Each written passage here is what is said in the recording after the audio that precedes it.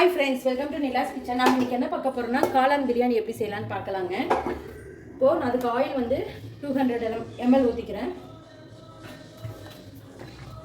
நான் கடலெண்ணெய் எடுத்துக்கிறேங்க. நான் வந்து 2 டம்ளர் அளவு செய்கிறேங்க. வீட்டு அரிசியில் நான் இன்னைக்கு காளான் பிரியாணி குக்கரில் குழையாமல் எப்படி செய்கிறதுன்னு போட்டு செஞ்சு காட்ட போகிறேங்க.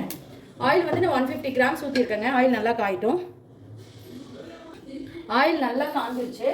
இப்போ நான் ஒரு பெரிய வெங்காயம் 2 டம்ளர் இருக்குது, நான் 3 பெரிய வெங்காயம் எடுத்துருக்கேங்க, போட்டுக்கிறேன். ஸ்லைஸாக கட் பண்ணிக்கோங்க.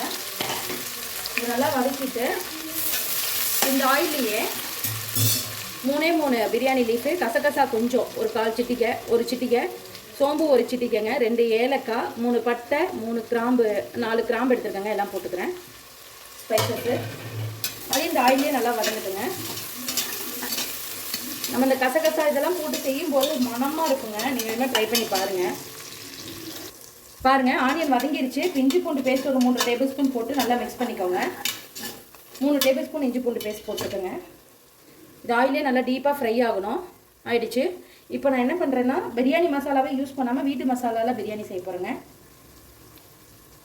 நான் வந்து 1 ஸ்பூன் வந்து வரமிளகாத்தூள், ஆல்ரெடியும் பிரியாணி மசாலா வீட்டு ஹோம்மேட் தாங்க. ஆனால் இது வந்து பிரியாணி மசாலா செய்யாதவங்க எப்படி வீட்டிலேருந்து செய்யலாம் அப்படின்னு பார்க்கறதுக்காக நான் இதை செஞ்சு காட்டுறேங்க. 1/2 ஸ்பூன் கரம் மசாலா,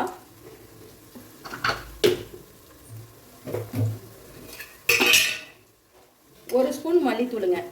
3 ஐட்டம் தான் செஞ்சுருக்கேங்க. 1 ஸ்பூன் வரமிளகாய், 1/2 ஸ்பூன் கரம் மசாலா, 1 ஸ்பூன் மல்லித்தூளுங்க. இதை நல்லா மிக்ஸ் பண்ணிக்கிறோம் இந்த ஆயிலில். பாருங்கள் இந்த அளவுக்கு வதங்குதுங்க. இப்போ இது கூட நான் ஒரு 10 சின்ன வெங்காயத்தை கட் பண்ணியிருக்கேன், போட்டுக்கிறேங்க. இந்த மாதிரி செஞ்சு பாருங்கள், செம்ம டேஸ்ட்டாக இருக்கும். இதுவும் இந்த ஆயிலே வதங்கட்டும். பாருங்கள் இந்த ஆயிலே வதங்கட்டுங்க. இப்போ புதினா ஒரு கையும் கொத்தமல்லி ஒரு கையும் போட்டுக்கிறேங்க.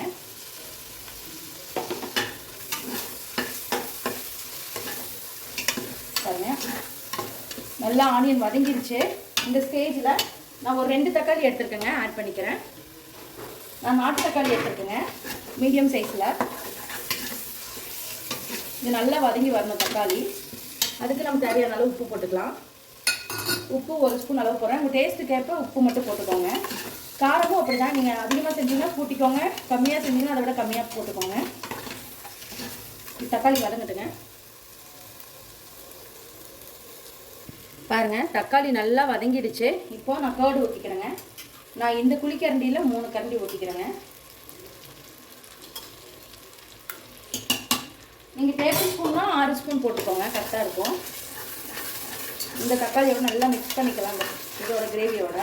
இது நல்லா கொதிச்சு வரட்டுங்க. நல்லா நமக்கு அந்த கர்ட் வந்து மிக்ஸ் ஆகிடுச்சு, நல்லா வதங்கிடுச்சு. இப்போ நான் எடுத்து வச்சுருக்க காளான், நான் ஒரு பேக்கெட் காளான் எடுத்துருக்கேங்க, அதை இது கூட போட்டு மிக்ஸ் பண்ணிக்கலாம். இது கொஞ்சம் காளான் வந்து நமக்கு வதங்கணும் லைட்டாக.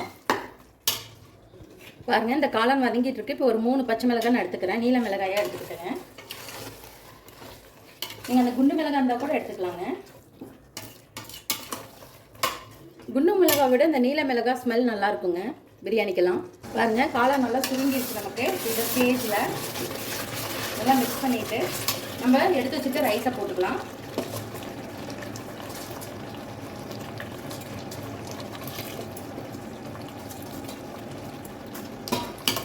ரைஸை போட்டு இந்த இதிலே கிரேவிலே நல்லா மிக்ஸ் பண்ணிக்கோங்க. இந்த மாதிரி மிக்ஸ் பண்ணும்போது நல்லா பிரியாணி நல்லா வருங்க நமக்கு. பாருங்கள் 1 டம்ளர் ரைஸுக்கு நான் 2 டம்ளர் தண்ணி வைக்கிறேங்க. இப்போ ஹாஃப் வாட்டராக நான் ஊற்றிக்கிறேன். இப்போ 4 டம்ளர் தண்ணி ஊற்றிக்கிறேங்க. ஊற்றி நல்லா மிக்ஸ் பண்ணிக்கலாம். இது நல்லா கொதிச்சு தண்ணி அப்சர்வ் ஆகட்டுங்க. நம்ம தம் போட்டுடலாம். குக்கர்லேயே தம் போட்டு நம்ம ஈஸியாக செய்யலாங்க. அதுவும் டேஸ்ட்டாக இருக்கும் காளான் பிரியாணி. காரம் உப்பு எல்லாம் கரெக்டாக இருக்குங்க. நான் டேஸ்ட் பார்த்துட்டேன். தண்ணி கொஞ்சம் அப்சர்வ் ஆகிடுச்சு. இன்னும் கொஞ்சம் அப்சர்வ் ஆகட்டுங்க. சிம்மில் வச்சு ஒரு விசில் வச்சா போதுங்க, பலன்னு வந்துடும். இது நான் வந்து கிச்சடி பொன்னி ரைஸ் தாங்க, வீட்டில் சமைக்கிற ரைஸ்லேயே செஞ்சுருக்கேங்க. சூப்பராக வருங்க. பாருங்கள் நல்லா வாட்டர் கண்டென்ட் அப்சர்வ் ஆகிடுச்சுங்க. இப்போ நம்ம சிம்மில் வச்சு விசில் 2 விசில், 1 விசில் விட்டால் போதுங்க. சிம்மில் வச்சுருங்க அடுப்பு ரொம்ப.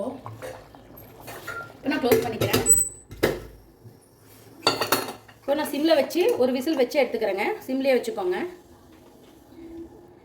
விசில் வந்ததுக்கப்புறம் நான் விசில் இறங்கிட்டு ஓப்பன் பண்ணி காட்டுறேங்க. விசில் நல்லா இறங்கிடுச்சு. இப்போ ஓப்பன் பண்ணிட்டு பாருங்கள் காளான் பிரியாணி எவ்வளோ சூப்பராக ரெடி ஆகிடுச்சுன்ட்டு. வாங்க இப்போ தம் உடைச்சிடலாம். ட்ரை பண்ணி பார்த்துட்டு மறக்காமல் கமெண்ட் பண்ணுங்கள். இந்த வீடியோ பிடிச்சிருந்தா லைக் பண்ணுங்கள், ஷேர் பண்ணுங்கள், மறக்காமல் சப்ஸ்கிரைப் பண்ணிடுங்க. தேங்க்யூ ஸோ மச் ஃபார் வாட்சிங். Bye bye.